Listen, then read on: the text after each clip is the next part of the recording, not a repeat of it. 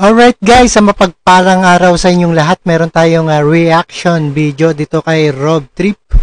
At ito kay BP Sara, hukayin niya raw si dating President Marcos at itatapon daw sa West Philippine Sea. Sa sobrang galit yata to ni Sara Duterte sa mga Marcos. At ito ang kanyang sinabi. Panoorin po natin guys. Naggawa ng decision against all Filipinos na may libing si Marcos Sr. sa libigan ng mga bayani. Ano na po nangyari ngayon? Nakalimutan na po ba ng nakaupo ngayon? Maraming salamat. Hindi ko alam. Pero isang beses sinabihan ko talaga si Senator Amy. Sabi ko sa kanya, kung hindi kayo tumigil, hukayin ko yung tatay ninyo.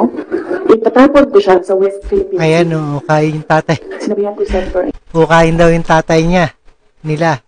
At itatapon sa West Philippine Sea. Actually kasi si Pangulong Duterte, Rodrigo Duterte ang nagpalibing dyan dahil hindi may libing-libing sa Ilocos Norte dahil sa kaso nitong Marcoses. One of these days, pupunta ako dun, kukunin ko yung katawan ng tatay nyo, tapon ko yan dun sa West Philippine Sea. I don't think sumagot siya. Yung malala, nandun pa yun sa group chat. Merong mga nakakita. May ibang tao. Pero Senator Amy naman, kilala niyo naman siya, diba? Diretso yung salita. Hindi niyan, hindi siya, she's I believe, a sincere person.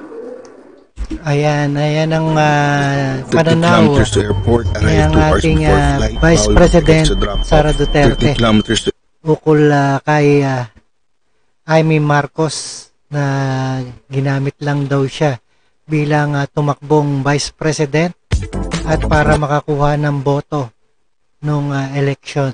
At maraming salamat sa panonood at pakikinig dito kay Rob Trip, and see us again sa ating reaction video. And peace out sa inyo.